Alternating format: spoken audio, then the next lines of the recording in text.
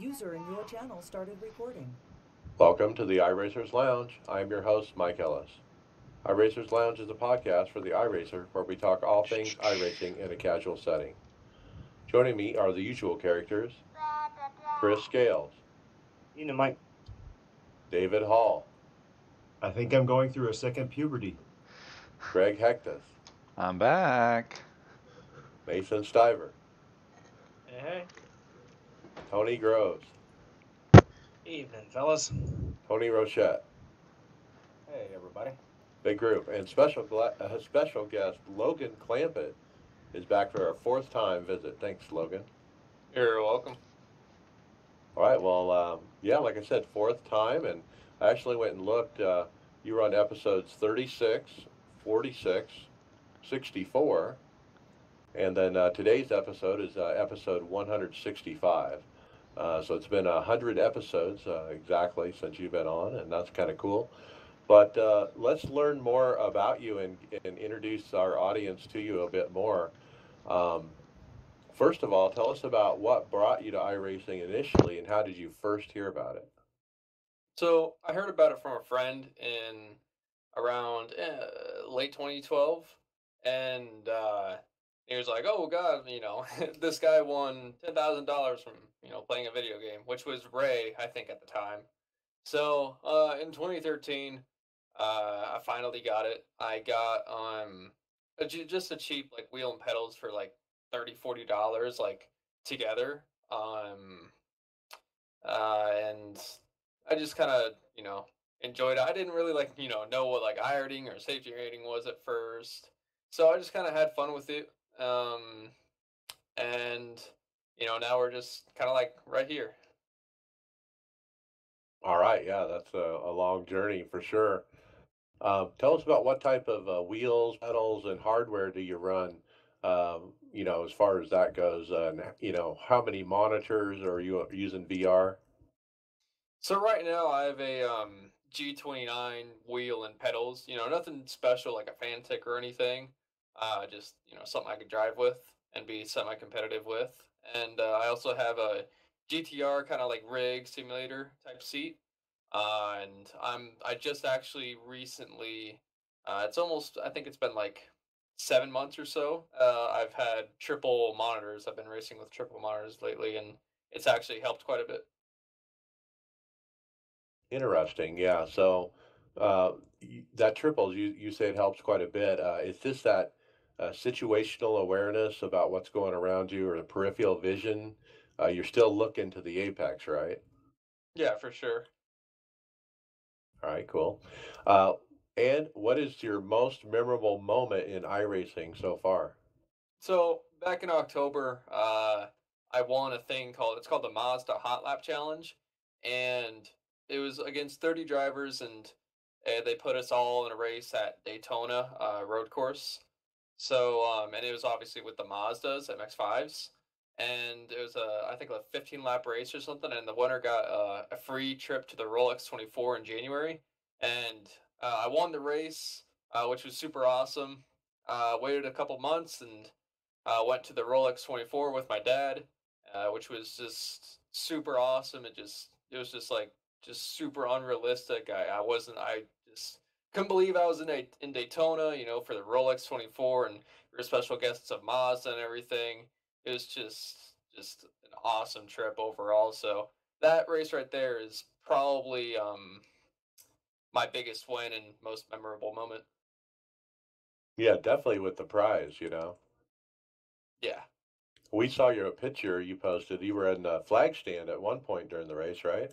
Yeah, Mazda actually got us up there, and as most people know, that most fans can't get up there, and it was actually on Mazda's first time. It was one guy. He said, I think, like IMSA said he could bring like 30 people up there or something. So he got some of the Mazda employees and then us, the me, my dad, and then the other two guys that also won the trip through the at track, and so he got us up there, and it was actually their first time up there too.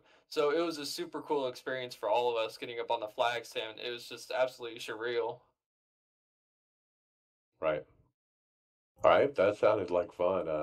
And what is your preferred car number and why? Um, I prefer 44.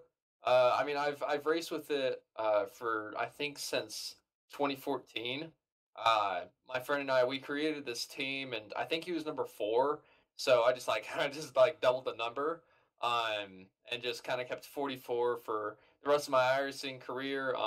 Even though we were 46 last year in peak, and we're 99 this year. I feel like 44 is still like my preferred number. I've just been with it for so long, and it's my social media and tags. And looking at it now, like Dale Jr. is like been my favorite driver since 2009, even though he retired. So like I can just kind of like look at it as 44 times 2 equals 88, for example. So it's just kind of cool to have it. Absolutely. Yeah, good number. Um, all right, and tell us about what are you doing outside the peak antifreeze series? Are you running any leagues and stuff like that? So yeah, I kind of just have fun with it. Sometimes I run, a thing called Podium Esports. I haven't been too lucky in that league so far though, but actually, uh, we we just we made Rallycross last year, Rallycross DWC. So we'll be running that at the end of the year, and we were just going for Sprint Car World Championship, and we I think we're gonna get 11th or 12th in that. It's the last week, so we're basically locked in for that. And if we get accepted, then we'll also be running that, which is super awesome. So we'll be in 3 world championships. I also run, kind of like more fun leagues. Like I think it's called Ice Car, for example. I just kind of goof around, have fun with some friends that I've known for years. But that's about it. I mean, I official race here and there also. That's awesome. So, do you like the staggered starts throughout the year for these championship series when you're running these multiples? How many are you going to have overlapping at once? I think it's just peak with another one because I think sprints is just like, one part of the year, and then maybe late models crosses over. I'll be trying to go for that, but I know that'll be competitive. But I know rallycross won't cross over with sprint cars. That'll be towards the end of the year, but peak will kind of cross over both, which I think rally will maybe be Thursdays or Mondays. It was Thursdays last year, and then sprints might be Monday, and then peak will be Tuesday. But they don't really like necessarily like cross over a whole bunch. Yeah, I thought the staggered starts where they spread them out throughout the year was a good idea for guys like you running up for those. Pretty cool. What track are you looking forward to most this season? What is the one you're targeting and saying, hey, that's going to be the one? Chicagoland for sure. We in 2017, well 2016, I think we ran around top 10 my rookie year. 2017, we had the winning car. We led a bunch of laps, and I think we got 7th because we got kind of unlucky there towards the end. Then last year, I was running around top 7 the whole race and kind of got unlucky again. But just like official racing overall, NIS and A fixed, B fixed, C fixed, it's been my most successful track just of all the tracks on the service. So if we have like a good enough setup, and who knows about the package, I feel like we can have a winning shot just because I really know how to drive the track very well. I know all the bumps and stuff on that track. Oh, yeah, there's some big ones too. All right, cool. How do you anticipate this new Aero package? We'll talk later in the show about the details. It is definitely coming as soon as your next race. What do you think's going to happen out there? So I think it'll maybe bring the racing closer together. It'll be different for sure. I'm a little worried about it. Just because being one of the faster drivers in the series, I felt, after missing Daytona, I felt like really confident, like, oh, we can come back and make the playoffs. But like with this new package, it's kind of basically like who knows who's going to be like really good. Maybe you'll have some of the like pro drivers coming from the truck and beat car. Maybe they'll be running up front now, and Yeah. it's just gonna bring everyone closer together. I mean, I don't think anyone knows how it's gonna feel besides the beta testers. So it'll be interesting to for sure to see how it plays out. Hopefully it's not like full throttle at every single track and stuff. Hopefully it's kind of spread out and the same names are up front. And it takes some more talent to drive too. Well, we'll see. Yeah, for sure. It's going to be interesting one way or the other, but just to watch it. All right, tell us about your moments leading up to being drafted by what's known as Burton Kligerman Esports during the peak draft and the excitement that was kind of surrounding that experience. Leading up to the days before the draft when it was announced and that you're going to be participating in it. And what did you think, and how did you feel about it when you were part of it? It was, it was super awesome, especially just being a part of the series overall this year. It's super awesome with all the teams, but I'm pretty good buddies with Parker. I kind of knew him personally more than, anyone else on any other team. So, I kind of knew that he was maybe going to take me if I was still available, which I was, which is super awesome. But being drafted is awesome, and it's really cool to be a part of this whole draft and teams and you know just everything involved in the series. I was surprised old man Jeff Burton got involved, but that is pretty cool that he is. Yeah, for sure. All right, and I guess let's talk about you just announced recently a sponsorship. They basically said you landed a sponsor, and it's NBC, and you have the NBC colors on the hood. Tell us a little bit about that, and it's kind of interesting how this is working out with the teams actually selling or leveraging sponsorship and B2B, or something along those lines, right? Yeah, it's cool to have NASCAR America on NBC as a sponsor. Um, they were telling us, we're gonna try and get it, and just because they're working for them and such and such. There was a pretty good chance, but it's and my car is super beautiful. I love my car. It would be really cool if maybe Ashton and I could get on the show once, do the sim racing thing that they do once in a while. It would be super awesome. But we'd have to see. All right, very cool. Yeah, it's neat to see Parker and really helping to promote this. Um, all right, and tell us about Ashton Crowder. And have you had any benefit of being associated together or working together? Yeah, originally Parker kind of wanted us working together, and so we started working together, and I feel like it benefited us during Vegas a bunch because we kind of just think, because we're drafted teammates, and Parker kind of sees us as teammates too, and now we're working together on setups and stuff and running laps. So it's cool being teammates with him, and it helped a bunch at Vegas. We tested a bunch, and it really paid off for the both of us.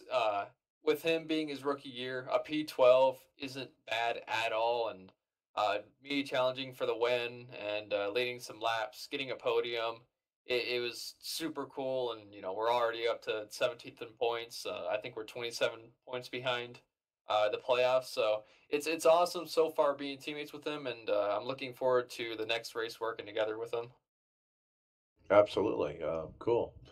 Um, and let's talk a little bit about your race. I mean, you were the car to beat there for the first part, and you led a lot of laps and you were looking good even after that green flag stop. And uh, as you sit back and you look back at it, I mean, what are you kicking yourself about? What could you have done differently to get that track position there? That you needed. You know, I don't.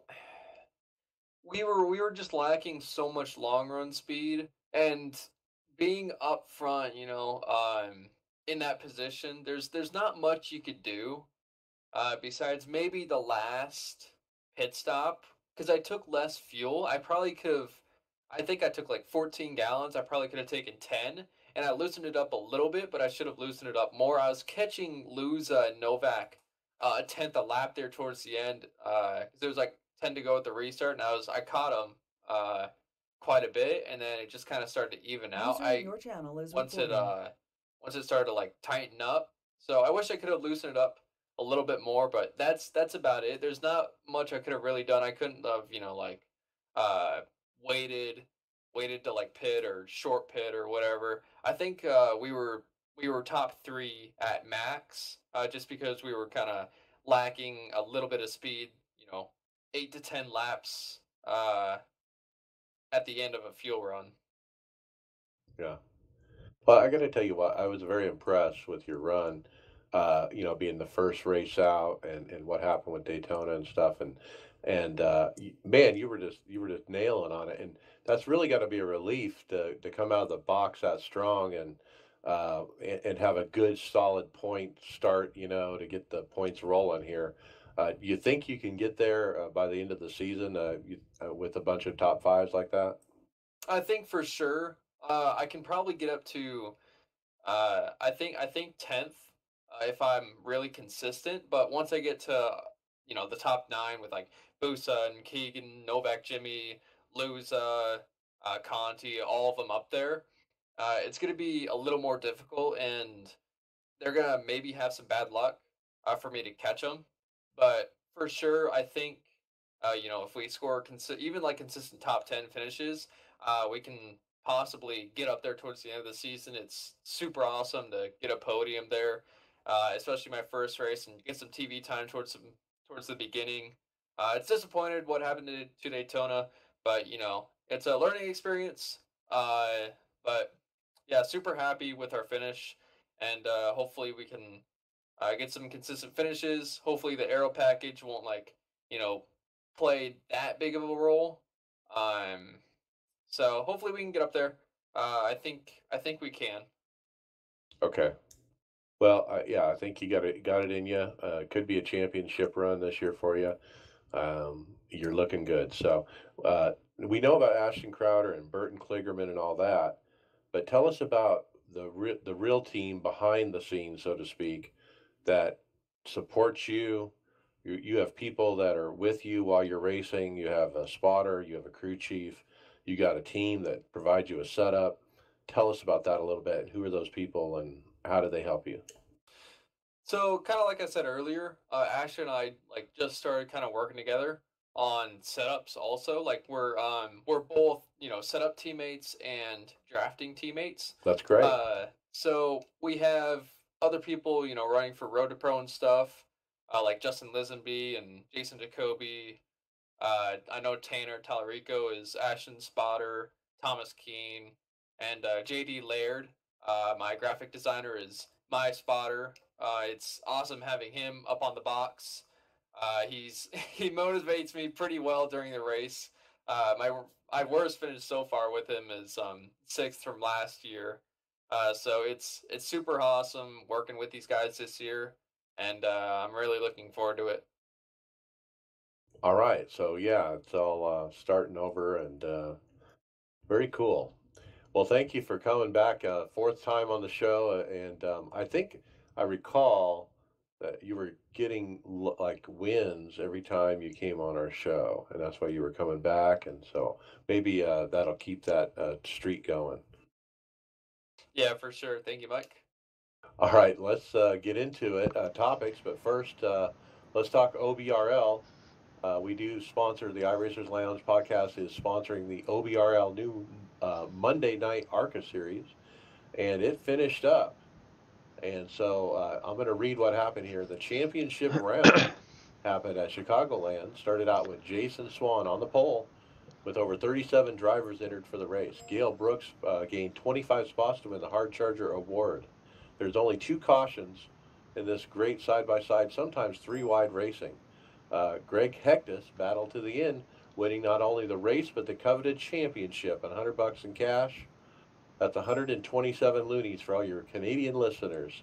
Steve Thompson User finished disconnected second, from Gail your Brooks channel. third, and Jason Swan fourth. Chris J.R. Scales finished 17th, no incidents. Justin Laird 29th. Congrats, Greg. Thank you. Yeah, it was. It wasn't an easy race to get a, let alone get the win and get up to the front. I qualified very poorly in that race. I qualified 18th, and one of my competitors I was racing against there, Mike Schrader, he qualified second place and on the outside pole there, and made me a little nervous there trying to come back through the field. And that track's a really draft happy track, so if you got to have momentum to get past people, and it was a very, I don't want to say it was an uneventful race. I mean, I was able to get through it. I don't know. I know some of you guys were watching my Twitch channel and stuff while I was racing, but I got a lucky break to get back on the lead lap when we got caught doing green flag pit stops, and I was a lap down. I was the lucky dog, and after that, I just basically held track position, and I made the right call at one point to come down pit road just to get my last stop in and come out second and battle Jason. Actually, no, I was battling Gail Brooks for first place, and then eventually I got past him, and then I think Steve got past him just late there, and he was running me down because I wore out my tires fighting Gail, and I'm sure Steve probably would have had me in a couple laps, but it ran out, and it was a good race. I mean, I really didn't like how I qualified, but I knew I could race up there and get it, and I appreciate all the guys in that race because that's a good league to run in, and I really appreciated running in that league, and it was a good season, and go from there. Well, it's pretty damn good if you're winning the championship in your first run in the league. So yeah, good job representing our team, Greg, and leading the rest of them. Chris, you were out there. What did you see? Honestly, I've blacked out on most of the race. I can't remember. I ran other stuff since then and didn't write anything down. I think I might have murdered the cone, the pit cone, that race. I've done it 3 times in the last couple of weeks, and that's probably one of them. I said it was a good, clean race, but I remember being on the wrong end of one of those cautions round of pit stops. Okay. Now, the Old Bastards Racing League National Series starts back up on March 11th at Southern National Motorsports Park for another 12-week series, and $100 again up for grabs for the racer who competes in all 12 races and has the lowest incident points.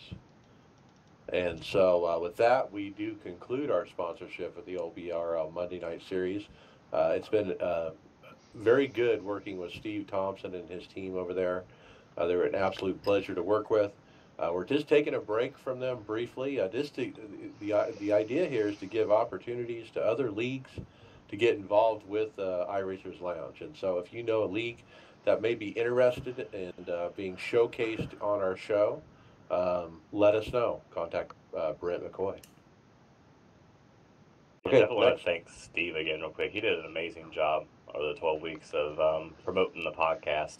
I think they did a better job promoting us than we promote it. Yeah, yeah, definitely appreciate it. Yeah, greatly. That is got to be double to say. I got to say that again. What Chris said, echo that, because Steve is a master of social media. He just gets it out everywhere, and the impact is amazing. We've seen it in our numbers, and he's seen it in his enrollment numbers as well. So it's been a good thing for both his league and our podcast. And the other guys that are also part of the video editing, 'cause they did a lot of posts of a very good recap of the race for that championship race. I think they did 2 separate ones, and any of their admins and stuff like that, they did a really good job this season. So thanks to Steve and them for that racing league and having us in it. Yeah, it's John Hastings that does those videos, and yeah, they're awesome. He does a great job. All right, let's jump into topics. I got the first one. Peak race happened. iRacing put out a nice spotter guide It's like a professional spotter guide that you would get in, the Cup Series or the IndyCar Series or something like that. During the broadcast, they did interview Eric Hudek, who is the engineer at iRacing. Um, he talked about um, his credentials of how he's worked in and out of the NASCAR garage and for manufacturers and various things. But more importantly, he talked about the upcoming changes to the A car package, and basically said they're doing exactly what NASCAR is doing. So the exact package that they're putting on the NASCAR for Vegas and Atlanta and all these tracks, Phoenix, is the same package that we're going to have in iRacing. The ducts, the splitter, the spoiler, everything. The reduced horsepower, the 550 horsepower versus 750. And so he talked about all that. And that's basically what he said.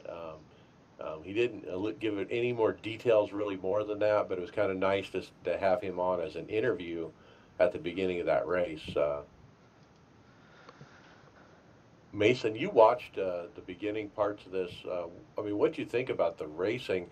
I caught the last part of it, and I was actually listening to the last part as I was driving home from work. But it was a heck of a race, and I actually saw the last 20 up on my big screen, and it was like watching real NASCAR, or better, actually. And the racing that I saw was very similar to what I saw in the real NASCAR race. What'd you think? Yeah, the grooves were working well, the high and the low line, especially as the run went on, and there was lots of comers and goers throughout the race. People who had those long run sets, like Luza coming from the back. Right. Yeah, and Clampett, as we discussed earlier, he was, leading quite a bit there early on and looked like the car to beat. But yeah, things change, and there was a big wreck with Alfala involved, Duvall, Fyan, Davies, all in a wreck at lap 87. Uh, Blake Reynolds had one of the biggest saves I've ever seen in a Cup car. That thing was more than dead sideways, guys. It was totally left to right sideways, and he somehow saved it. That was crazy. Yeah, I could do that. Do you guys notice too when you're watching it? Like, I know how you're saying it looks like real NASCAR and it's like watching the real racing, but even like situations happen like they're on, like it is on TV and stuff. Like if you know on that restart, I knew that they were gonna, they didn't wad up the cars a lot, but you just knew that there was something brewing there when they were coming off the corner and they got in that last restart and they got all those cars tangled up. You just knew that it was coming, and it was exciting to watch. Yeah, caution on lap 120. Benefiel, Gargilia, and Overland were involved, and then Timmy Hill stayed out. Who was freaking out over that? I was like, what is this guy doing? Timmy Hill, he knows better, but he stayed out on old tires. I don't know, to get some airtime for a sponsor, I guess. It didn't work. He almost caused a huge wreck. I can't believe they didn't wreck into him. Now, Ray Alfala, he took two tires and he even had some damage that he didn't even take the time to fix. Well, just like real NASCAR, right? You got 10 to go and you're towards the back. Why would you come into pit? You're trying to go for that win, and you can't fault Timmy Hill for trying to go for that win. You mentioned that they were on the verge. He knew he was going to get run over. But you got to commend the other guys that were behind him for not running him over, and that takes talent to be situational awareness right there to avoid that. And, kudos to Timmy for not causing that big accident, and kudos to everyone else behind Timmy Hill for not getting in the back of him. We see the same thing play out in the real world, real NASCAR. Sometimes it ends horrific in a tragic piled up um, bunch of race cars, and sometimes it ends just like this did. They were 5 wide avoiding Timmy Hill, and nobody wrecked. It was incredible. Yeah, Timmy made that last restart extremely interesting right there, and you can't fault the guy for trying that. And if it's late enough, it can pay off. I got my first top split win in the A fixed by staying out, and was able to hold everybody off. And there was also a caution. Now, Ryan Luza had the track position at the end, and he drove a great race. I mean, and the final laps was an amazing battle between him and Zach Novak. Now, Zach Novak is in the Roush number 6 car, and you know what? When I first got into NASCAR, the Roush number 6 car was my car. I was a Mark Martin fan. And to see that car running like that up front, I was excited. I was pulling for Zach Novak. I was like, dude, get it, get it, get it, and just rooting him on. And he was right there. He raced him very cleanly. And he probably had a chance to give that guy a shot if he really tried. But he didn't. He raced him clean. He was there just a little bit, but Ryan didn't make any mistakes, and he had the track position, and he won it. Yeah, you know what caught my attention at the end of that, watching all that? It wasn't the win that necessarily caught my attention. It was Novak in that second place position. He very easily could have dumped Luza right there, and he chose not to. You got to commend the guy for not dumping him, like we have seen plenty of times. Yeah, that's what I was trying to say. Clean racing, and we saw it, and it really showed, didn't it?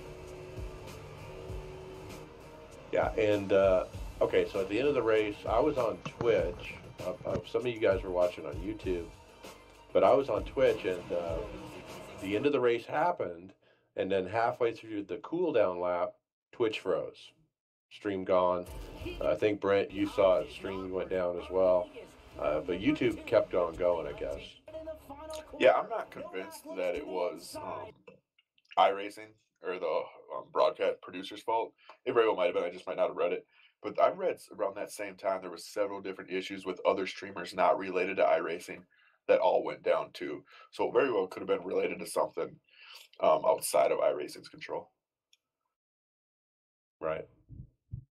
But no problem. I popped up YouTube to watch the end, the interviews and whatnot. But another great broadcast by RaceSpot. No big glitches really besides that, but they did a great job too. And I was entertained. I really was, and I'll continue to watch.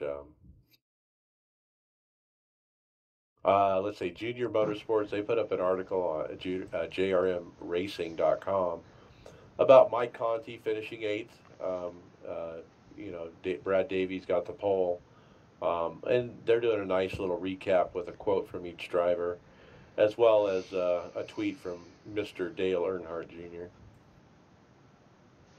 Well, if you listen to his podcast, he's invested in this a lot. Like, he talks about it on his podcast, and they were talking about it I think it was last week, about the Daytona one and the problems it had and stuff like that with the stream and stuff. So it's good to see that he's invested in it. Yeah, I'm in the middle of listening to his podcast right now. I haven't finished it. I want to see if he says anything this week. Yeah, you guys mentioned the broadcasters too, and how great the broadcast was. Can we give a shout out to these broadcasters from RaceSpot that are doing this Peak Series, because they are unbelievable. They make the racing just as exciting, if not more exciting, with them on there talking about it. So to Evan, Pasako, and all them, thank you guys. You guys are doing a heck of a job. So Evan is involved in Monster Truck Jam, or whatever they call it. Yeah, Monster Jam. Monster Jam. He's the announcer at Monster Jam, and so that's what he does. And I love, he has this growl to his voice when he tries to raise excitement. He kind of goes, and he has this little kind of growl that he does, and I don't know how to replicate it, but he does it very well, and he does get it very exciting. Yeah, well done, guys. I think you nailed it, the impression right there, Mike. Job well done. It's something like that, yeah. Okay, Chris, packages. Yeah, just a little bit more news on our shiny new package that we were talking about earlier.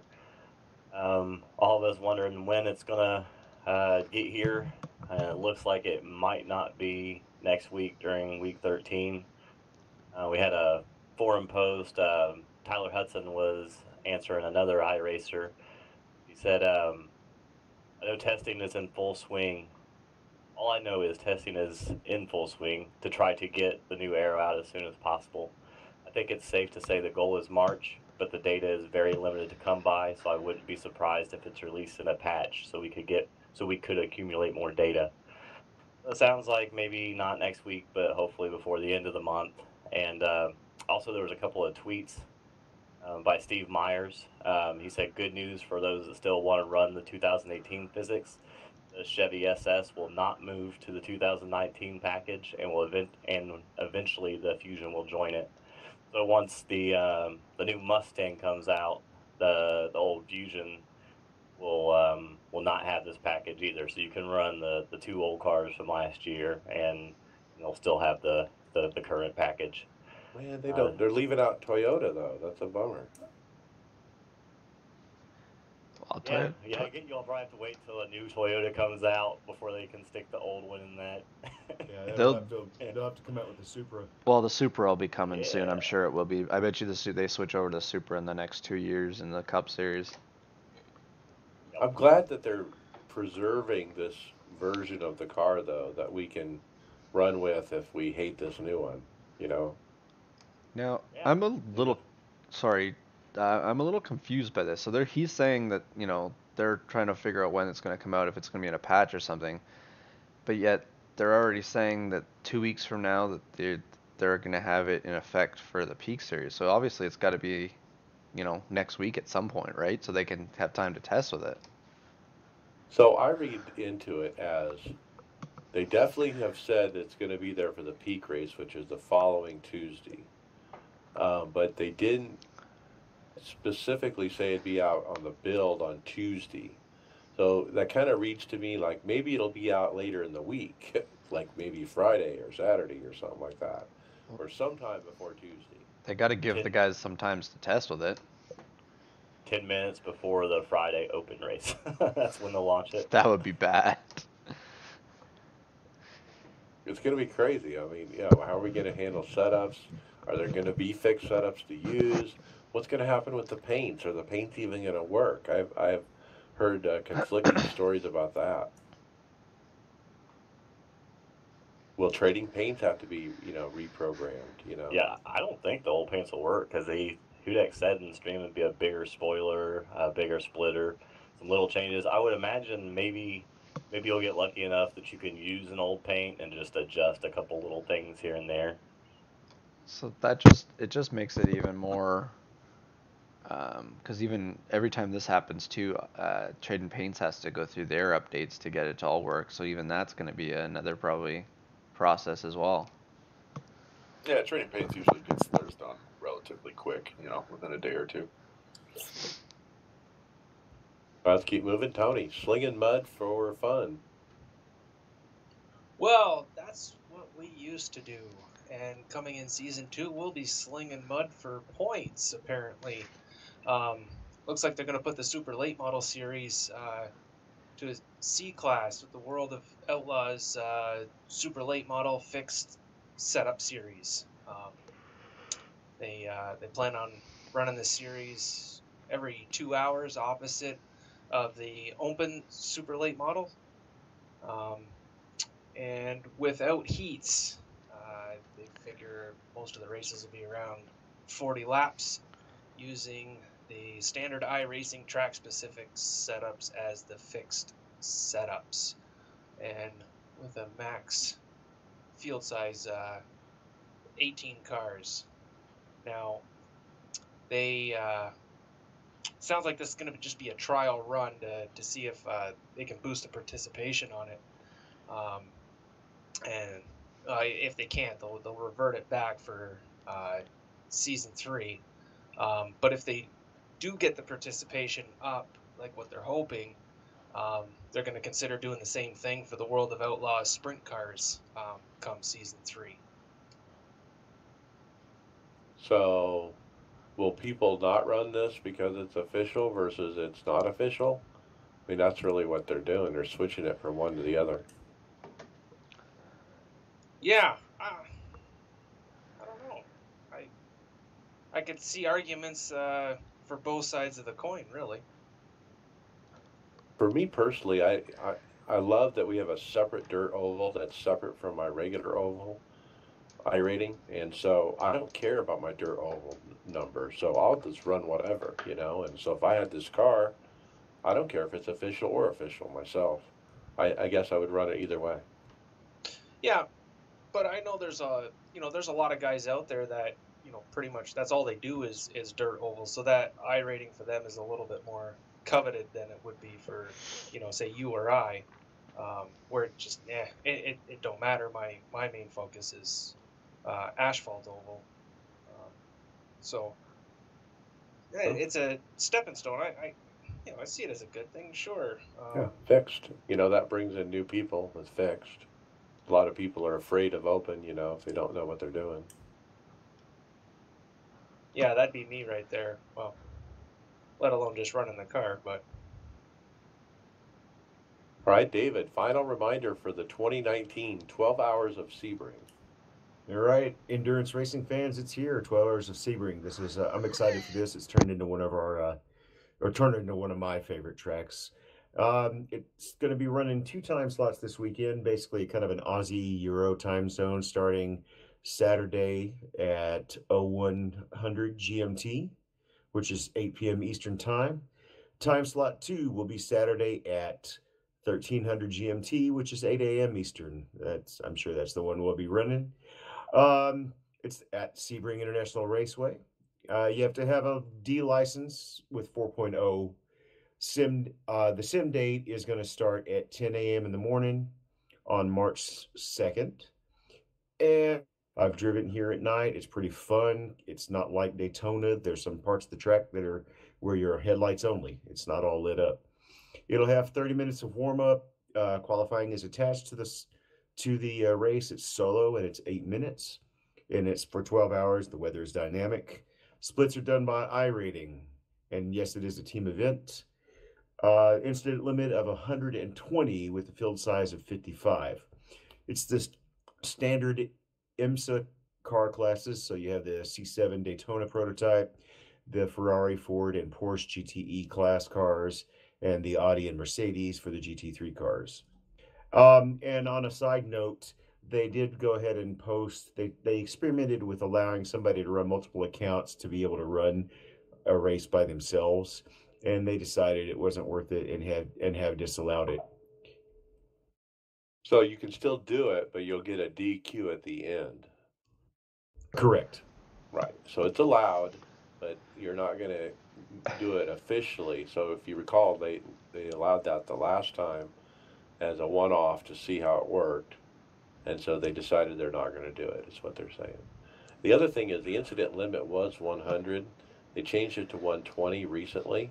They didn't really say why, but they did increase it, and I think they also added 5 kilograms to the Porsche as a balance of performance. Yeah, I did overlook that, and I don't know if the Ferrari and the Ford are running their balance of power adjustments that were added at the beginning of the year or not. I don't know if they have worked that into this or not, because it's running as a separate event. It's not a part of the IMSA. Yeah, so who knows then? Because series. remember at Daytona they did the BOP separate from the regular IMSA. So anyway, yeah, it's probably a separate because it is a special event. Greg, let's see what's next. iRacing already decided, but let's go ahead and see what the community thinks anyway. Okay, so Will Sutton had put up a poll asking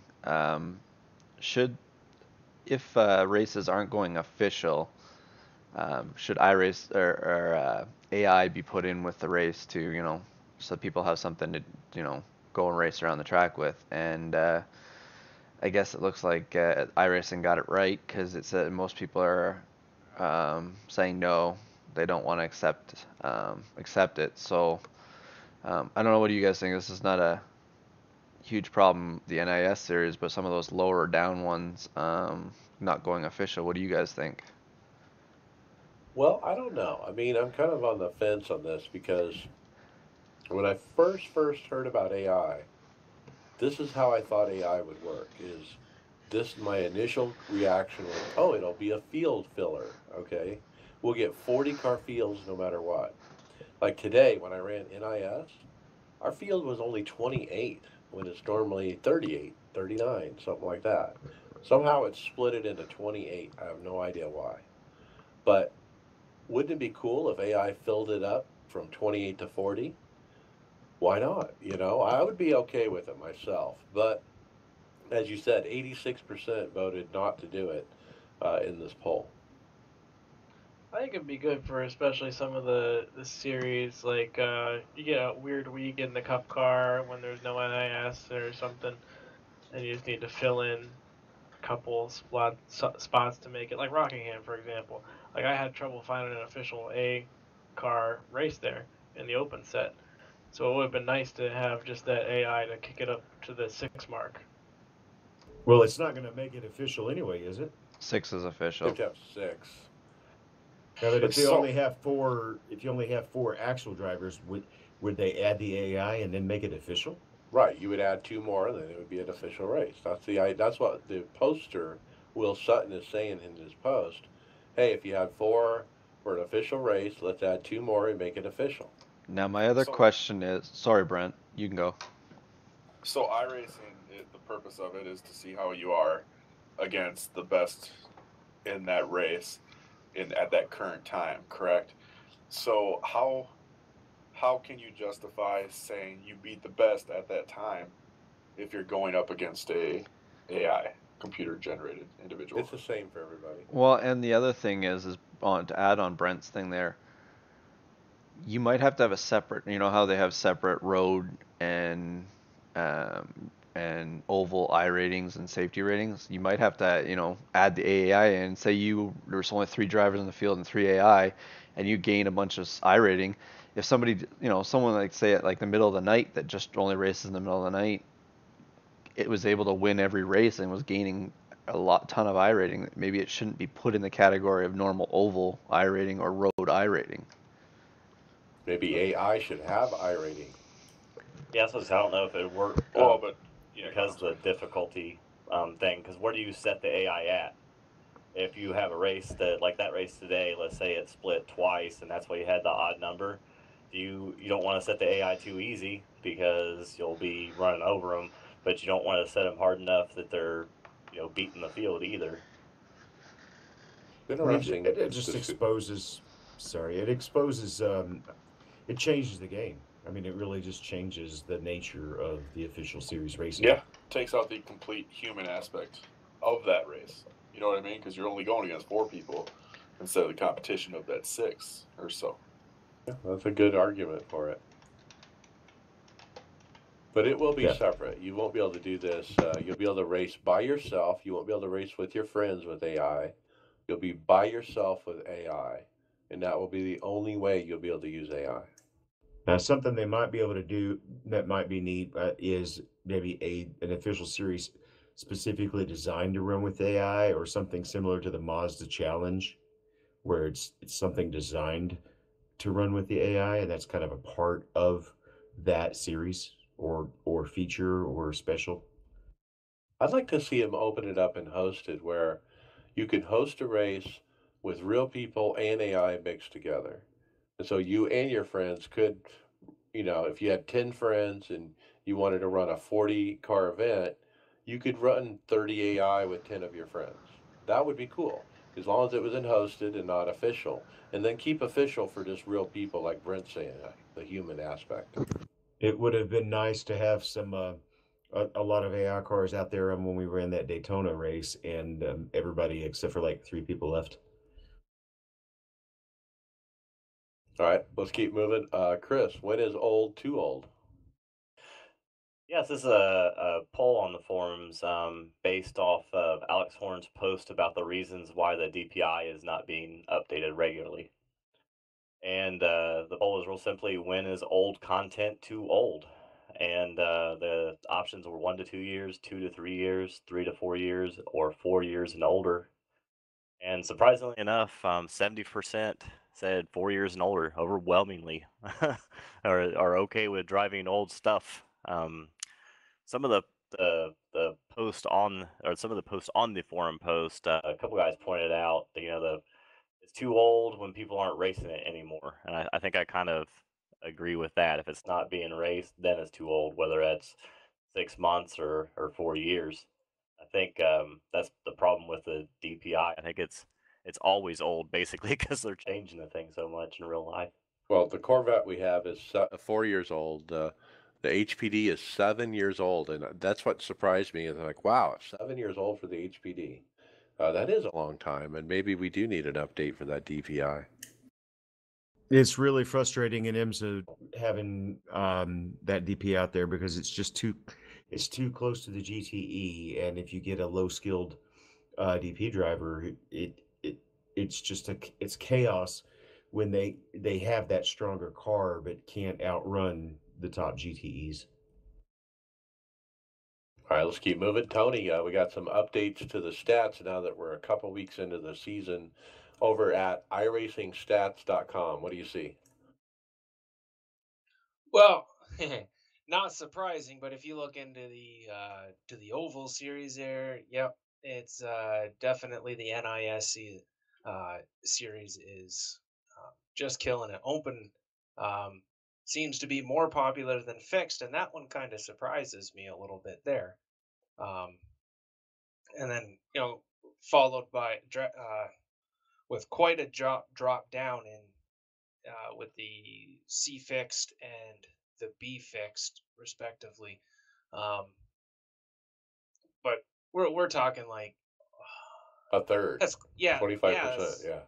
well it's close to 3 times um, more popular for the NIS Open than it is for the C fixed, which I always thought was the most popular oval series. Well, that's drivers per race, so it probably really is. But those races start every hour, so there's 84 drivers on average starting that race every hour. With the open and fixed NIS stuff, it's only a couple times a day. Oh yeah, well okay, so Yeah, that drivers that per makes a lot race more is what sense. we're looking at. Yeah. I interpreted it totally different. It's right there in front of my face, but I was just going off on my own little tangent. But I think that's why I like the NASCAR iRacing series is because of how many drivers per race there are, because there's so many splits. Because when you get in a split, you're racing with people that are equal to you in iRating. Exactly. And if you go over to that dirt series and look at that sling mud for fun late models we were talking about, looked like there was only 4 drivers per race, if I read that correctly. Wow. So that's why they're changing it, huh? Need to do something if they only got 4 drivers per race. All right, let's keep moving. Mason, the bagman doesn't bite the dust. Yeah, right at the podcast recording time last week, Mike Bagley, the Bagman on Sirius XM and MRN Radio, posted up a video of him in the pickup cup car, um, at Talladega, and he entitled it, "I feel like Ryan Preece in the Daytona 500, Pucker Factor Zulu," because all of the cars in front of him that were wrecking went left or right, and he managed to not hit any of them, just like Ryan Preece did in the 500. So, cool video by Mike Bagley. It's uncanny how it matches the Ryan Preece move, how he missed that wreck. It almost looks like a replay of that.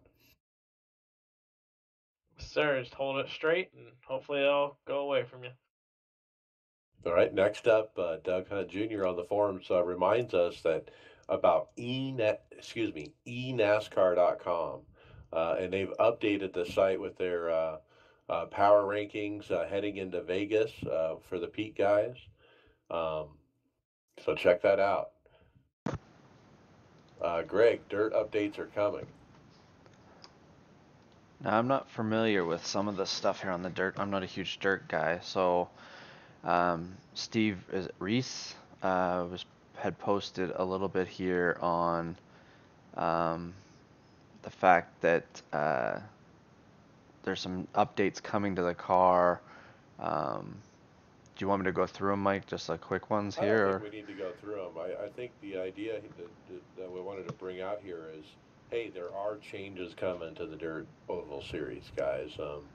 If you're interested, I mean, you can certainly go look up this post. It is quite a list, but it looks like tweaks. It's nothing major, It's stuff to do with setups that are kind of over my head, and so I don't think we need to detail them out, but they are working on it. Yeah, if you the one that go ahead, Mason. the one that caught my eye here real quick is the update that has to do with how the tires react to moisture. That would be a huge thing, I would say, based on the dirt track. And he's not sure if it's going to come in the build or in the patch after it, but it'll be coming.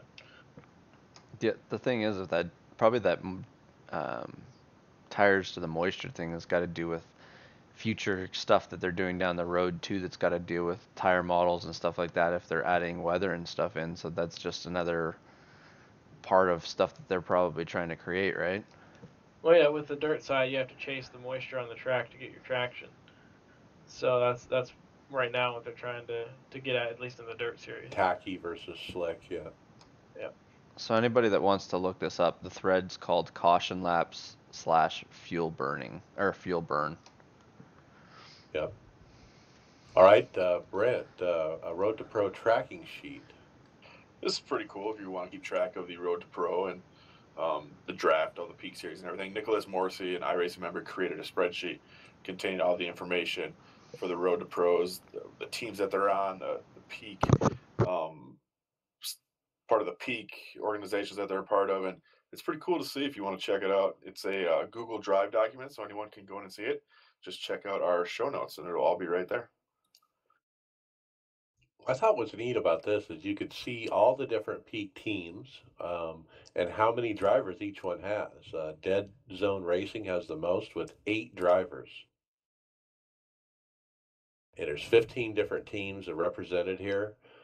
They do list out, each and every one of them and which one they're involved with. So it's kind of neat to, if you want to understand, which peak drivers is on which team, this is a great way to figure that out.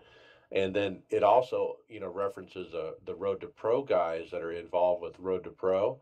And it's more like a power ranking. They're actually asking several people to help rank these guys.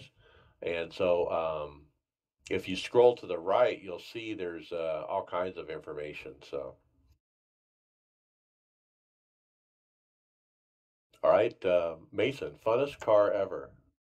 Yeah, we got a post up here from iRacing with a video of the Radical R8 free car at, I believe it's Daytona Super Speedway. So you're holding it wide open in this road car, and you're sitting on the wrong side of the car for us here in North America. And I know Mike has had a blast in this car in hosted sessions, but they got a big 5 wide, 4 wide finish here at Daytona and giving out participation trophies because we couldn't figure it out.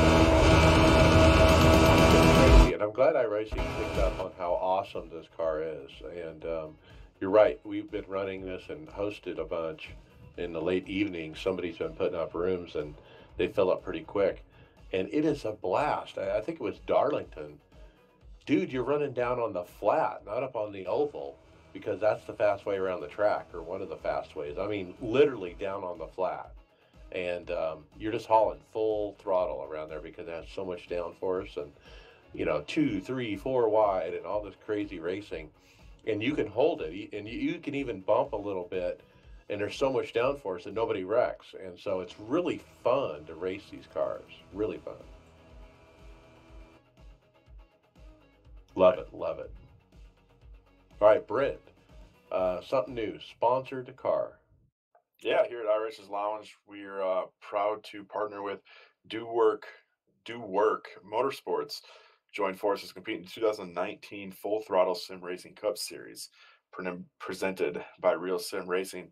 We're excited to have driver Josh Gerlach join the iRacers Lounge team as he pilots the iRacers Lounge podcast Forward Fusion. Josh will compete in a 32-week season that mimics the 2019 NASCAR Cup season. Josh will compete against some of the top drivers in iRacing with the hopes of capping off a championship season at Homestead Miami Speedway with the trophy in hand. So they're going to copy all along the NASCAR season, all 36 weeks, I believe, or 32 weeks.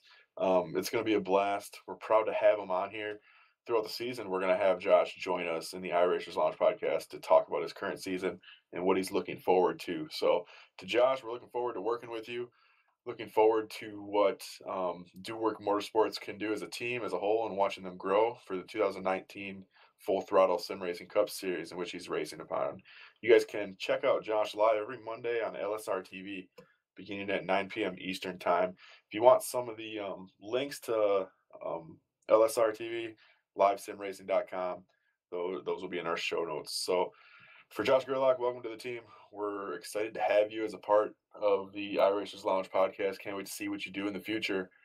So, as far as his last race that he had, the first race since we officially signed him to the team, he started P12 he started P27, but he finished P12 at Atlanta Motor Speedway on the 25th this past Monday. Josh currently sits P19 in the championships, which he moved up 6 positions from last week's race at Daytona International Speedway. So his next race is this coming Monday at Las Vegas Motor Speedway, and that can be watched on LSR TV. Again, show notes are going to be, or a link is going to be in the show notes. So welcome to the team, Josh. Glad to have you.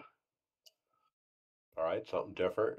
We got iRacers Lounge on the paint job. So yeah, the car looks sharp. It's exciting to have him on here. I know he's extremely excited about it. He got in contact with us, and we're going to have some information at the end of the podcast about if you're interested in joining the team also. But it's exciting times here for us, and I don't know who's more excited, if we're excited to have him or if he's excited to have us with it. But keep an eye out for the sharp-looking Ford. yeah, absolutely. All right, let's jump to hardware software. Mason, iRace online rig. Yeah, this is a cool little rig here. The gentleman who put this up, his name is Trevor Fallis. He has products and services at iRace.online, iRaceonline.weebly.com. And he has a video up here of his rig. It's kind of a Fantech combination with, looks like, some 80/20 maybe. But it's really sweet rig, just done well with some lights underneath, some triple monitors. You got the sim dash there on his tablet. Got a shifter and handbrake. It's just a really nice rig. It's got the I flag up top there. But he has these all on his website there. I said iraceonline.weebly.com, and he sells complete packages. It looks like so you can get motion, you can get stuff for the Xbox, PS4. But like pre-made packages with the computer, everything, your wheel. You get NASCAR style wheel, Track Pro telemetry, all sorts of stuff. Yeah, it's a little different. It's not like a traditional store. I mean, it kind of is.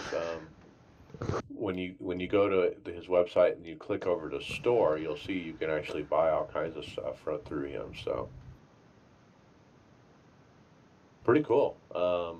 There's a big old ventilation system upgrade with like a big old hose that blows air on you, with like a big old motor. That thing looks pretty cool. $340.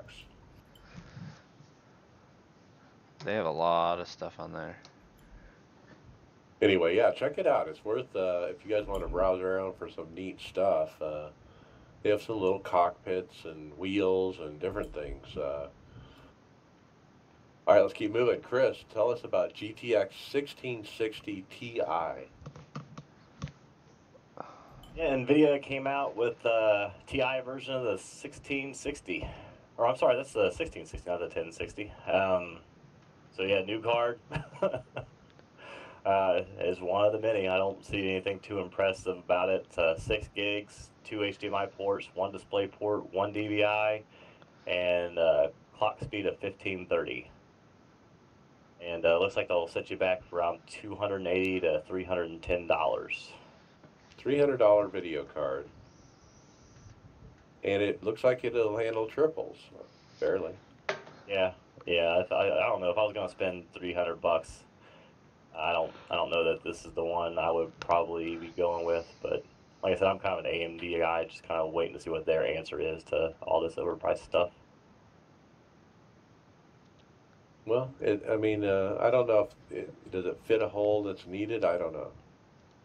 No, I don't know. That's the way it is. I feel about a lot of the new cards that NVIDIA came out with. I don't know that most of them are a big enough jump over the previous generation to be a big deal. Maybe this one does that ray tracing stuff, and maybe when more developers are actually doing the ray tracing stuff, it'd be cool. But yeah, right now I just don't see the point. I think we're at a point though that it's not the big jumps anymore that we're gonna be getting. It's these small little things, and I think the problem is they're adding too many things for people to choose from their same brand, and I think it's just there's not a big enough gap between generations of stuff here, and it's just people want to see a big change, and it's probably not what they're getting out of these cards. Yeah, you're right. PC hardware is just it's slowed down. We're not seeing the giant,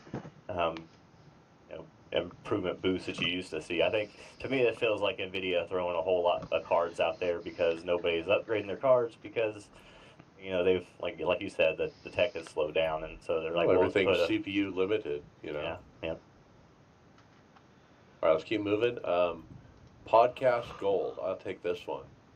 Why do I call that? Well, this is a good tidbit from somebody I do respect in the forums that really helps describe a particular aspect of motion and what is it. And so I'm going to quote Todd Bentonhausen. His dad was the late Kerry Bentonhausen, who was an IndyCar driver back in the day. Anyway, Todd tells us about RTL. Now, what is RTL? That's rear traction loss. And so that's where you're racing and your rear end kind of shifts from left to right. That's a rear traction loss. And so here's what he says about it. Quote, the reason RTL works the way it does is, strange as it may seem, it does nothing until you need it to tell you something really useful and important, that the back end of the car is indeed on the verge of losing traction. As I demonstrate in the video, even though the effect looks very subtle as the chassis seems to move only slightly, you can really feel it in the pit of your stomach. It's quite certainly one of the motion effects that your brain doesn't have to translate, because it's literally the same thing you feel in the real world when a car begins to slide.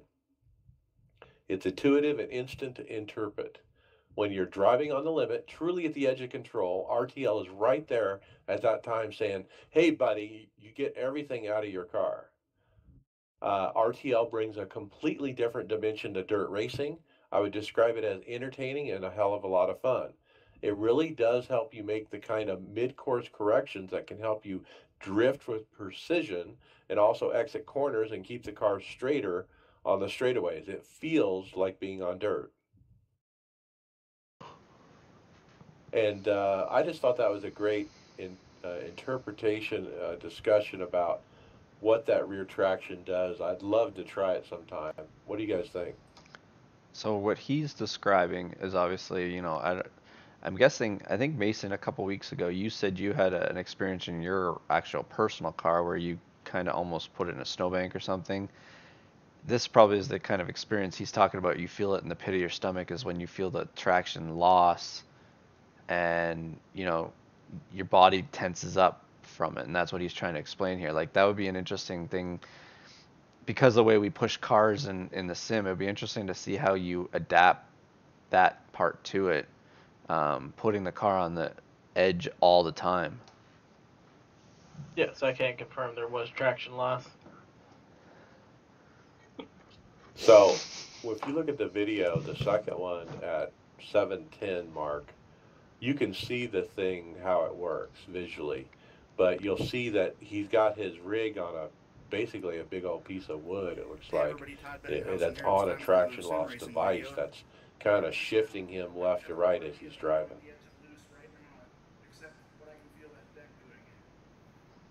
But I would love to try traction loss. I think paired up with the GS5 motion seat with traction loss, and boy, I mean, that would just be the sweet spot. I don't know that you need the whole all the other motion things that can be done with the left and the right and all these other things. If you do the traction loss, that's a big part of it. And everybody that I've read a few reviews about the traction loss and stuff, and everybody that I've seen that has been able to use it, it's one of those things, like, once you have it, it's really hard to go back. Like, it's just it's a game changer for the people that's used it from what I've seen. All right, Tony, the DSD unbox. Yeah, this one here I think is kind of right up my alley. The guys over at Derek Spears Designs has come out with, well, not come out with yet, but soon to be coming out with a very much slimmed down version of their button box, and it's definitely a do-it-yourself endeavor. They do pretty much all the work for you. You got the board, the buttons, and the dials all set up. You just got to build the box and add the wires yourself. And the whole idea behind this is to, um, well, make it cheap, cheap to make and cheap to ship. So the price point will be low for the consumer. I really like this because this gives me an opportunity to put my custom labels along the buttons, and this is actually something I'm going to seriously consider when they do finally release it. I didn't see any dates as of yet, but they are working on it, and it is looking good. Yeah, it's pretty good. If you look at the second link, there's a different color version of it. Where it's all black. But yeah, this is for do-it-yourself guys. It's just the circuit board, and you have to finish it, so to speak. But it's got everything on it, and Bean, one of our favorite forum guys, Bino, he posted on this forum post and said he might add that to where he put his custom trackball. And on his rig, he had a custom trackball kind of mounted on a nice stainless steel plate. And he's thinking about mounting this little button box like next to it. And I think that'd be really nice. And that's a great idea, to buy a product like this from Derek Spears and then like integrate it into your rig somehow like that. Well, like you can make a dash or anything out of it. Like you can just place it behind and cut the holes out for the, where you want the buttons to be coming out. Yeah, you could. So the possibilities are endless because it's just like the raw electronics part. Yeah, and well, really, I mean that's the hardest part about the button boxes is, the boards, the buttons, the dials. Um, this I'm I'll be looking into this when they get going for sure. All right, we're going to do one more hardware before we move on. Brent, TS Customs in Croatia. TS Customs has come out with a pretty unique motion rig, I think. And this motion rig is a all-inclusive, pretty much. And I'm talking all-inclusive. The entire your seat area frame pitches and yaws. You've got the pedals. They pitch and those yaw also with them. And the steering wheel column, that all pitches and yaws. So the entire thing, all three aspects of your rig are motion with these guys. They have a video on their Facebook page, TS Customs. You can check them out. That shows the interior of these workings. And this is the first time I've ever seen the interior of one of these rigs, and it's pretty amazing the mechanical challenge that I would have trying to put something like this together, and knowing that there are people out there that do it free of charge, and the engineering that come up with this is pretty impressive. So check them out. It's a awesome looking rig, and that's TS Customs on their Facebook page. Now this isn't a traditional motion rig that we normally talk about. The motion that's involved here is the positioning of the seat, wheel, and pedals in relation to each other. Yeah, That's so what the motion the main is. chassis isn't moving. The main chassis is solid. It's a built frame, but like Mike said, the seat's moving forward and back, left and right. The pedal Think frame power that- seat. You're in a yeah. Cadillac with the buttons Yep. on the side of the seat, right? Yes. And yes. then the same thing with the wheel. It's like having a power steering wheel that moves like in a Cadillac. You can move it up and down and forward and backwards, and even the pedals can be adjusted and they go up and down. Now I watched this whole video, and what's crazy is how he built it and made this work. He's like a total inventor, and he just like totally welds pieces together and just comes up with contraptions that do all this stuff, and it's got gears and all kinds of crazy stuff to make it work. It's really fascinating. Were you able to find a price list for this or anything? If he's It actually looks selling very them? custom and one off. I'm sure there's only one of them, so I don't know if he's selling this or what. You know what this is like? The market that this kind of helps for is, taller people or really short people, like just trying to be able to get the feel you want. Um, you know, even if you have like shorter limbs to or torso or things like that, you can fit into the seat a lot better. It's really a great design, especially the wheel part where he can move the wheel closer or backwards or farther away or whatever, and then it can still be solid once it moves. It's still in a place where it's not going to move around, and it's a neat design.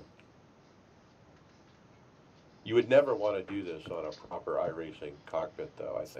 I think this is to go to all this trouble and expense just so you can have, your wheel come forward and backwards and do all this stuff. I don't think that's worth it. All right, let's keep going. Let's talk NASCAR iRacing series. First, finishing up Atlanta. Uh, Tony Rochette ran Saturday. P nothing, he said. Pace car glitch after a restart caution on lap 20, and the race didn't count. And he showed us some video of that, but that's crazy. I haven't heard about a pace car glitch in a while. What does that mean? That means the pace car never came out during the yellow. And the entire race is over because the rest of it is under yellow. Sunday Open, Tony ran P4. Says ran top 7 all race caution fest. Had a scare when a car hit the wall and barely missed. Late restart got aero net coated from a car in turn 1. Dropped in 5th to 10th. Made it up to 4th. Got caught up with lappers wrecking with 2 to go. No caution, still made it to 4th. Nice run. Mason, how about your run? We started okay. Then hit the wall, running in the high line, trying to stay out of people's way because I was loose, especially off at 2. And I lost several laps fixing that damage because I had to come in under green. Then I spun it on a late race restart. Even though I was in 3rd gear, still spun out. So I felt bad. The guy behind me got a black flag because he passed on the left. So, P22. Yeah. David Hall, P22 as well. Yeah, I Yeah. actually just. Oh, sorry, David. We had a long green flag run at the end, split it into 2 stints, and I sped exiting the pits. And that cost me. I was probably going to get a top 10. Ended up P22. One mistake is all it takes, man. Greg? Yeah, I forgot to put my results in. I ran Friday night. I ran P11. Had a good race going, but I restarted on the outside with like 8 to go. I think I was like 8th, and the top line didn't go, and it was just couldn't gain anything back with those last 8 laps. All right. Sunday fixed. I ran, and I was embarrassed. I completely wrecked out multiple times. I'm not sure what my problem was. I couldn't drive. I don't know what my deal was. It's like I forgot how to drive. I was just garbage out there. I don't know what my deal was. I had a good run earlier in the week, so I can't make heads or tails of it. I did something similar with Vegas. Let's talk about Vegas next. On Wednesday fixed, I did run and got a P11, ran as high as top 5 with 20 to go. And I was real proud of that. I don't normally run so well at these kind of tracks traditionally. And for me to be running top 5 with 20 to go legitimately, that's saying something. And so I'm really proud of that. I did get wrecked, came back on it, from the last run from 21st up to 11th. And so was happy with that. And then Tony Rochette got a P12. He said struggled and fought hard all race, just wasn't good. And then Wednesday Open, man, we had 10 of us, I think, in the race that last night. My race, I got wrecked out. I got door slammed by a guy that would never stop talking. I actually mute this guy every time I see him in a race because he just won't stop. But he ended up door slamming me, and then shortly after that, I wrecked on my own. So bad result. Tony Groves, you got a bad result. Boy, did I ever. I wrote down here and said I didn't run out of talent this race. I gridded with none. Um, and I was just having a hell of a time with turns 3 and 4. I took a couple trips through the grass. I just kept getting loose out of that corner. And it wasn't always just coming off the corner. Sometimes it was just halfway through it. I don't know. I want to blame the setup, but I can't. It was probably throttle control. I'm hoping to make another start or two this week to try and redeem myself, but I ended up taking out another guy, and I know I ruined his race. And if he's listening, he knows who he is, and I apologized throughout the race for doing that to him. But yeah, I'd like to just put this finish behind me. All right, then, Chris, you had a nice run. You led laps late and ran fastest lap of the race, but with a P4. Yeah, it started out as kind of a mess. I kind of panicked at the beginning because I couldn't remember if I had changed my setup or not, and they gridded just at the last second I went to load back up. So I had to start from pit road, and we had a caution before the anybody went past the line, so it put me a lap down to start. And it was kind of a mess there the whole first 50 laps. But then once we got the records out, we had a good race. Like I said I led a few laps and then just ran out of car. Our set was just garbage on the long run. But yeah, I hung on for a P4. All right, and then Mason, you got wrecked out. Oh, this one was frustrating. I um I was falling back through the pack. I had started in P3, just on the long runs. I was getting killed, and we were all loose off of two again. And the guy, a couple cars in front of me, took the entire backstretch to wreck. And I went back and watched the video. He didn't get out of the gas ever to save it. He just kept trying to hold on to it. And eventually he went down below the apron into turn three in the hopes of staying out of people's way, but he slid back up directly in the middle of the track. And as I was calling out wreck, I wrecked into him. Okay. And engine blown. All right, and then the best result, David Hall, P3, but you had a problem with short runs only, right? Yeah, the set I ended up choosing was pretty good on the short run. We had a long run. I think you and I were using the same set, and we both started falling back through the field as it at when we had one of the longer runs. But the race ended up kind of similar to a real NASCAR race where there was caution after caution towards the end. And every caution I'd steal a spot on a restart and steal a spot on a pit stop, and through those last couple of restarts, I moved from eighth to third.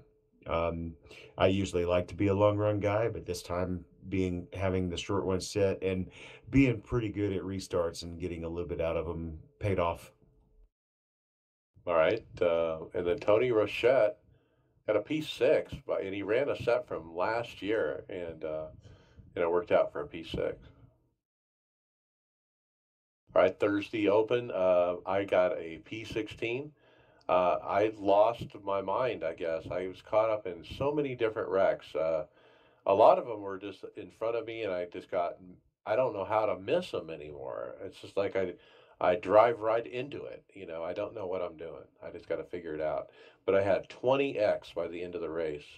And at the end, I got caught up in another incident with some cars, and my car was like really messed up and it wouldn't steer at all. And there was like three to go. And so I'm just trying to nurse it to the checker, right? And eventually my right front actually blew. I felt the right front drop. I was in the middle of the corner.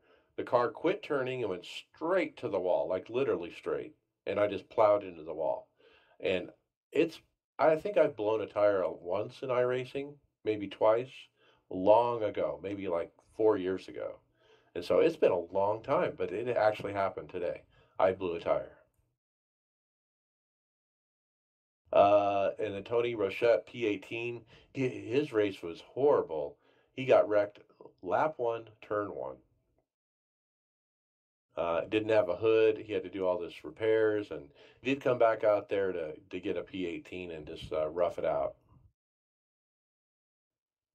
All right, and that's it. We jump to final thoughts. Brent McCoy. Okay. Let me see here. We've got the new Josh joined us for the sponsorship opportunity here. And if you guys are interested, we're currently now going to start opening the sponsorship up to you guys, the fans.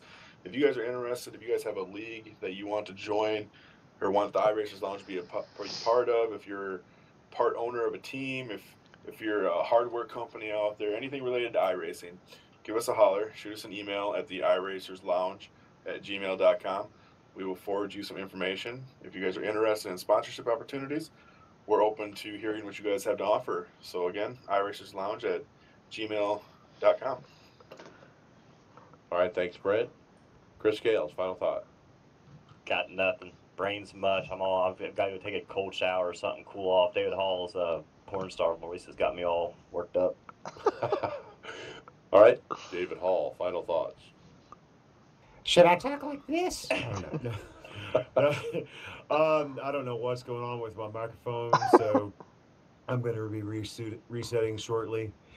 Looking forward to Sebring. I know me and Mason and Greg are going to go turn some laps. I don't know if Brent's joining us or not tonight. Looking forward to that. Yeah, I love the ovals, but I've fallen in love with those road courses too. Yeah, good luck for Team Tifosi at Sebring. I'm not going to make the race. I have to work, and you got more than enough people to get one or two cars going. So good luck. Greg Heckman's final thought. Just looking forward to running an NIS race probably tomorrow night. Anybody want to follow me still? Twitch.tv/Frozen Cactus. Frozen with 2 O's, Cactus with 2 K's. Yeah, I just back to the NIS season. I'm gonna start focusing on and helping the guys out with sets, and I look forward to also racing on Saturday at Sebring. So, yep.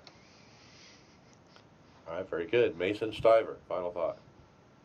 Well, I bit the bullet and purchased the SimLab P1 for my new rig.